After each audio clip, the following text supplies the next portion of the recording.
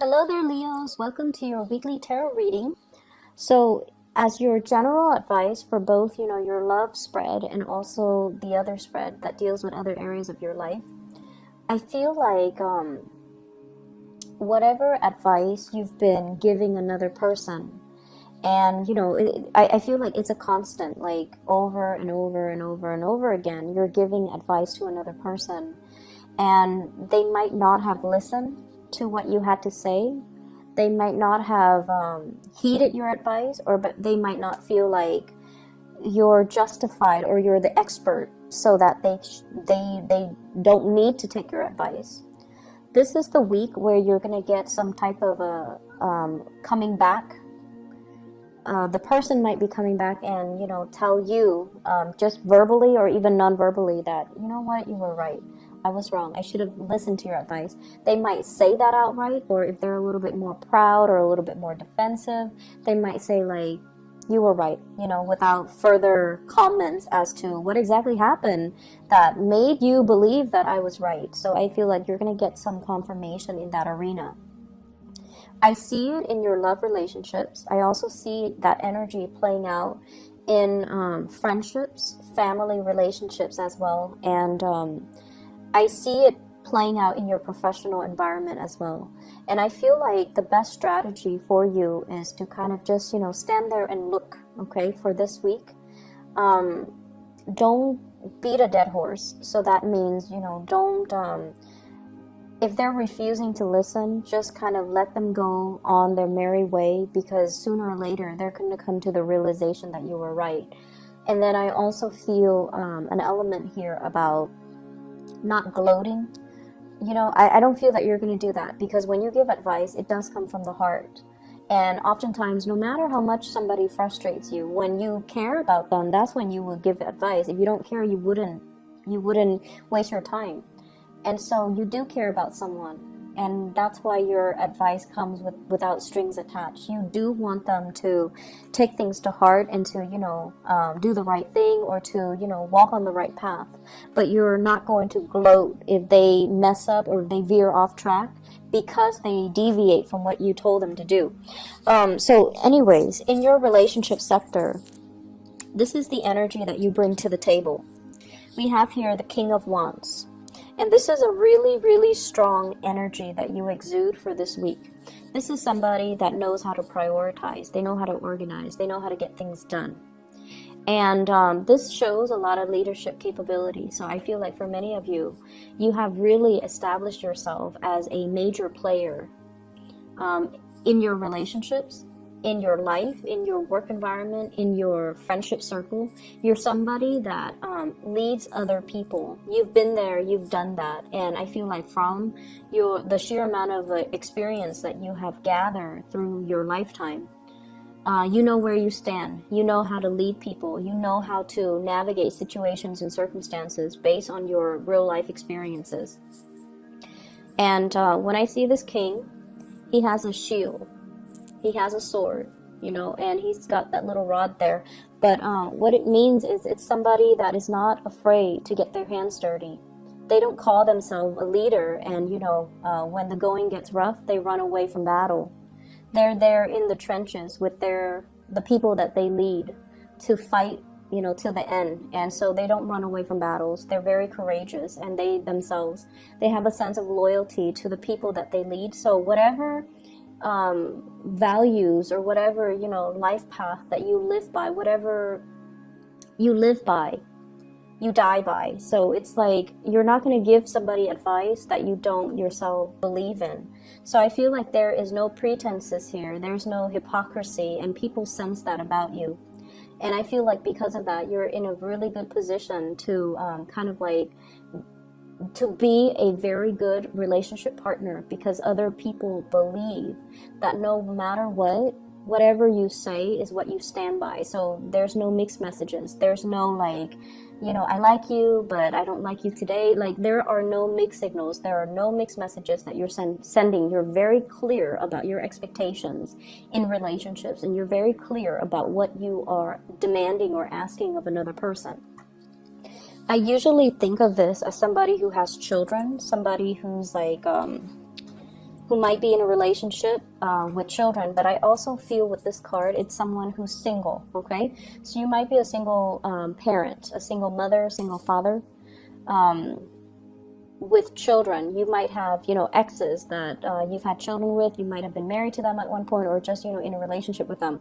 But this is somebody that has children, and if not, then this is somebody that's single.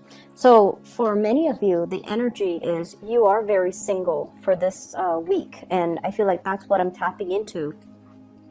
The partner you're dealing with is somebody who's a little bit more wishy-washy. So their energy is prayer will make it all better. Let's not go out and get our hands dirty.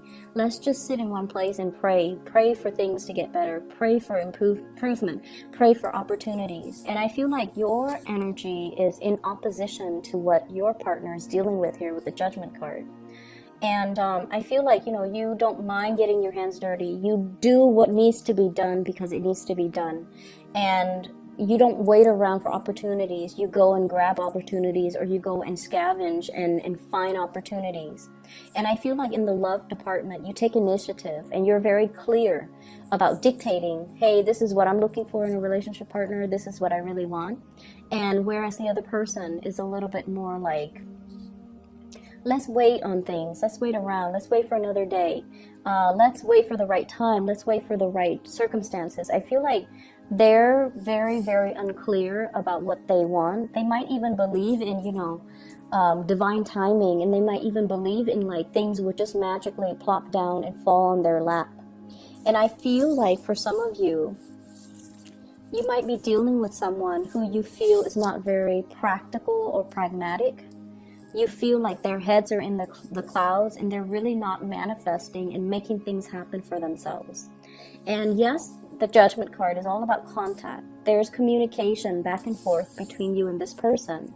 But I also feel like you have given them advice. You have told them, you should do this, you should do that. And they're like, no, let's wait. Let me sort things out on my end. Or, let me just do this other thing. And they never get around to doing what they're supposed to, or they never get around to doing what you have advised them or counseled them on.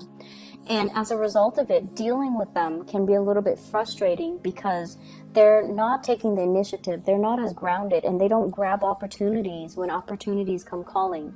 And so they let a lot of opportunities pass them by. The interaction between you and your partner, I have here the Nine of Wands. And the Nine of Wands mainly dictates your energy as the fire sign. Okay, so the Nine of Wands is like somebody who's battle weary, and they're not sure, like, should I keep plugging away at this? It doesn't seem like there's any movement. Or should I cut my losses and try to move away? And in the traditional Rider-Waite deck is that man with a bandage on his head, and he's got 9 rods, and he's kind of battle weary, and he's just kind of paranoid. What I feel though is you're assessing, you're being pragmatic. You're being like strategic as well. Do I plug away at this relationship? Do I continue giving them advice? Do I continue to, play the role of the father, even though they're supposed to be my relationship partner? Do I take on this maternal, take them under my wings and take care of them and just protect them? Or do I need to find myself another partner? So I feel like for some of you, single or not, you might have a love interest that's a little bit... they're just very different from you. But I do see this element about you giving advice over and over and over again, and they're not really taking the bait, or they feel like, oh, I'll just wait it out, everything's gonna work itself out, and they don't really, it basically absolves them of having to take initiative for their own life. So I do feel somebody that has been through, I feel, their fair share of disappointment. So for example, if it's a partner and they're not able to get a job, right? Just an example. If they're not able to get a job and you tell them, for you, it's very easy because you come from a different space. But I feel like for them, it's a little bit more difficult because they've gone through possibly, months of interviewing and never getting called back. and then they've gone through like a lot of resume revision, right? And they're tired. And just think about it. If it's like, if someone has gone through 9 interviews, right? All from different companies, all with different people, and they have been turned down 9 times. I mean, at the end of the day, it's really hard to say that, oh, I'm not qualified for the job. I feel like the reality of it is they don't like me. 9 separate companies, 9 separate interviewers, 9 separate situations didn't want me. It's very tragic for the ego. It's very demoralizing.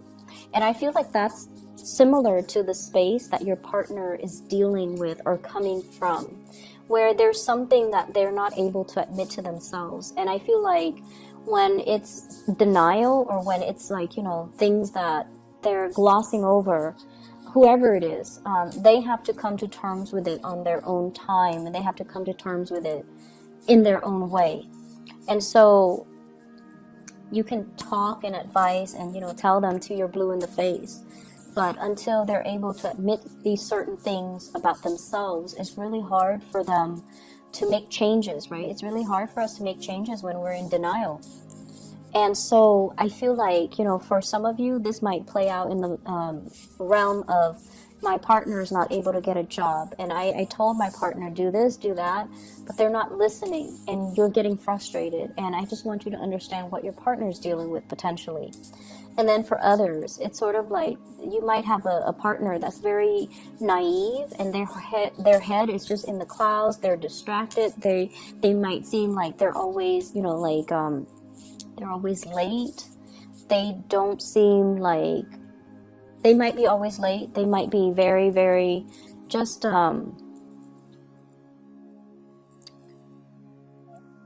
they might not be very affectionate. And time again, you told them, you know, I want more affection. I want things to change. I feel very much by myself, like I'm a single person, even though I'm dating you. And I feel, you know, like you tell them many, many times. And this might be the week where they come in and try to make some changes, okay? Because I feel like change is coming for you. So I have here this is the Knight of Pentacles. This is somebody coming in, making an offer, making amends, trying their best to appease you, trying to bring something substantial to the table. So if it's a partner who has been out on their luck when it comes to work, they're going to hear good news. And I feel like that's going to help them, because they're going to either take your advice or do something to initiate things from their end. Either way, taking your advice so that they can get things started in their own life, okay? And then if it's a partner that has been estranged, either they're traveling, they're not around, and you feel like, I'm with them, but I'm so single. You know, I'm with them, but I feel like I'm just single because they're not giving me the affection, the attention. They're not physically here. They're coming back into the picture with good news. They've done a lot of work on themselves, and I feel like sometimes it takes that distance away from the people and the things that we love and the things and the people that we're familiar with, for us to make some changes, for us to really see ourselves from a different context, in order to know what we need to figure out, in order to know what we need to work on, in order to know what we need to change about ourselves. So I feel like there's a realization coming through.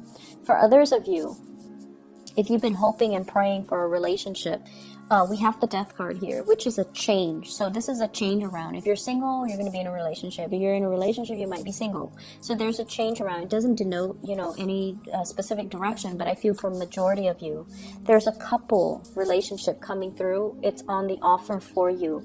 And I do feel like many of you are going to go through the month of October, starting to come together with another person and starting to couple up with another person, okay? If you're dealing with a Scorpio with this Death card, there's some good news coming around for the two of you, for both of you. If you're dealing with an earth sign, Taurus, Virgo, Capricorn, there's an offer coming through, and I feel like it's going to be very good, very stable. It's slow. You might have been waiting for it. They might have been waiting on you, but I feel like there's a coming together. In other areas of your life, there will be a lot of get-togethers, okay? Get-togethers with old friends, get-togethers with old colleagues, get-together with like family members, but I feel more so friends, colleagues, like people you used to work with, people you used to go to school with. More in a more social, professional type of a setting, not so much family. I also feel like travel and movement, coming to see people traveling and moving to come see you. And I feel like these are long-standing, significant friendships, okay? I feel like these people have been around with you through a very important milestone in your life. And I say that because of the Six of Cups.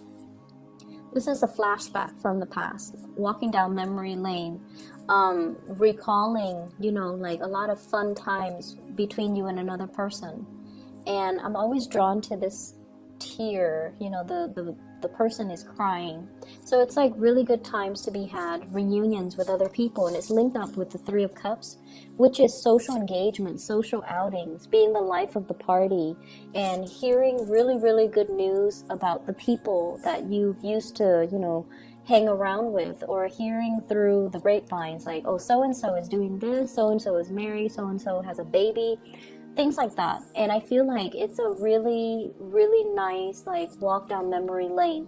And I do see social engagement happening for you guys, where you're going to run into people from your past.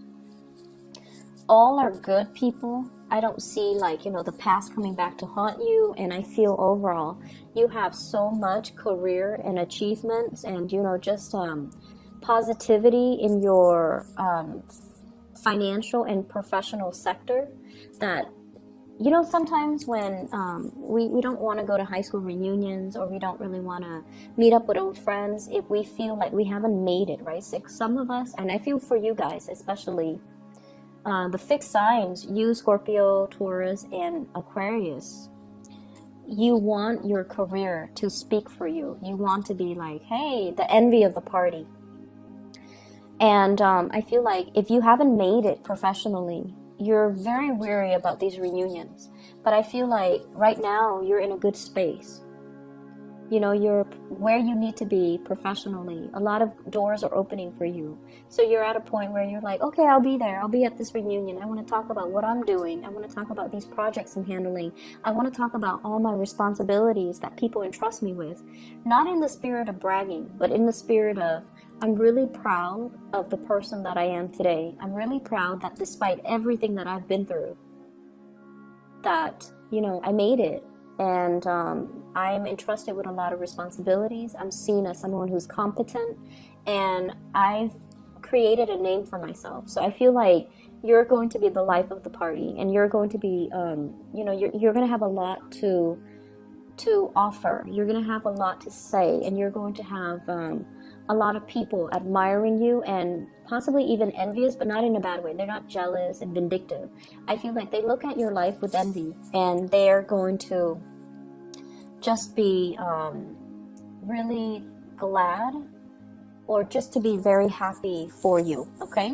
So there's a lot of travel and movement that's coming in with this Eight of Wands too, and this is like travel by air, travel over waterways, so across the continental US to another state.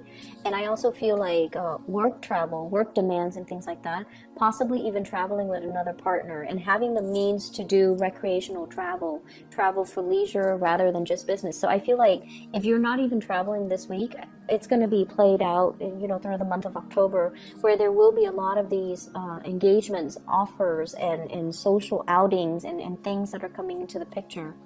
I'm seeing you possibly living in a colder climate, going to somewhere that's a little bit warmer. And I also feel like overnight, like a red-eye type of a plane ticket, where you might be as well move, like going to another country, where you have to, sleep overnight on a plane. So I do see those elements coming through. And I also feel like, if you're connecting with people from your past, you have a lot to say, and you have a lot of wisdom and advice, possibly in the career front, that you can give them. And I feel like you need to give them these advice, because they're going to be thankful for it, okay? I wish you the best, Leos. Take care of yourself. I'll be back next week, okay? Bye-bye.